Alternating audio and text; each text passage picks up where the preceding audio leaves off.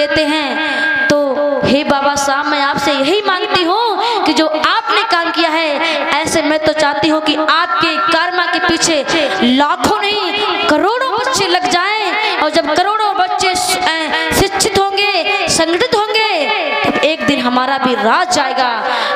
बाबा साहब रमाबाई की बात को सुनकर रोने लगे, कहने लगे स्त्री हो तो ऐसी स्त्री हो, क्या मांगा है? अरे मैं लंदन से अमेरिका से पढ़ के आया हूँ, मैं तो ये सोच रहा था कोई मेरे से अपने लिए कुछ मांगेगी, लेकिन आप जैसी स्त्री होना बहुत मुश्किल है।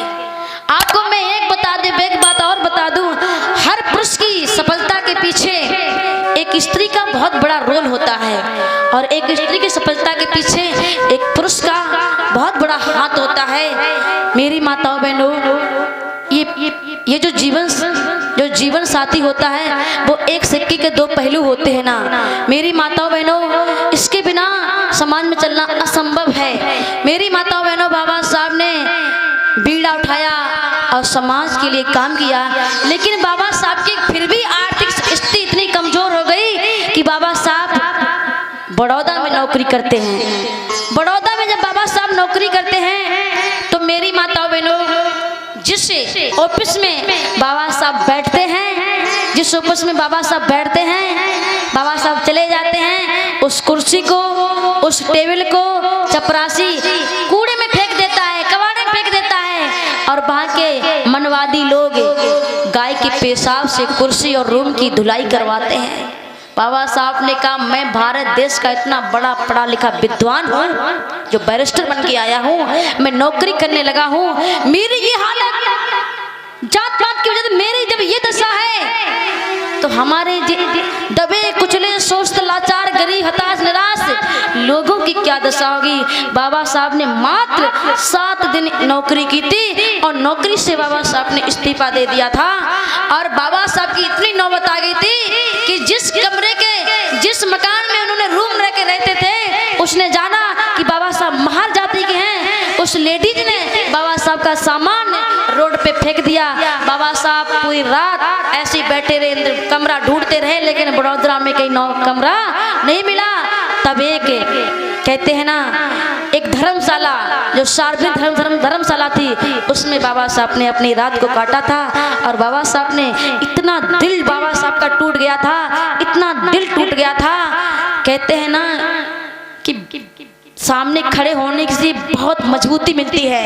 ये प्रोग्राम हो रहा है, आप कुछ भी ना दें, आप प्रोग्राम सुने, प्रोग्राम ना सुने तो कम से कम खड़े रहें। खड़े रहने में बड़ा ताकत समझते हैं, बड़ा वजूद लगता है। तो बाबा साहब उस समय अकेले लड़ाई लड़ गए, आप लोगों की अकेले लड़ाई बाबा साहब लड़ गए।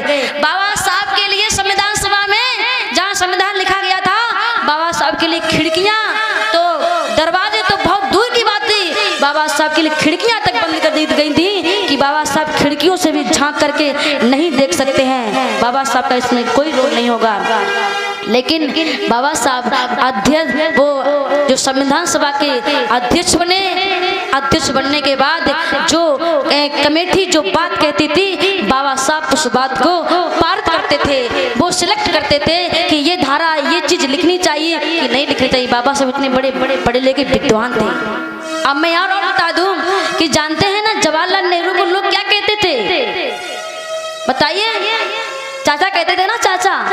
जवाहरलाल नेहरू को चाचा कहते थे, गांधी को कहते थे बापू, लाल बहादुर को कहते थे शास्त्री जी, सुभाष चंद्र को कहते थे नेताजी, और ये थे बाबा। ये तो हमारे लग रहा था बाप के बाप होंगे ना, तभी तो बाबा हुए है ना। तो बात वहां पे नहीं है, बात यहाँ पे शिक्षा में बाप के बाप थे कि सारी समस्या की सोल्व समस्या बाबा साहब के सामने होता था। लेकिन मैं एक गीत बोलूंगी कि इस भारत देश में बाबा बहुत सारे घूम रहे हैं, उन बाबाओं से जरा बच के खेलना, उन बाबाओं के जरा बच के रहना।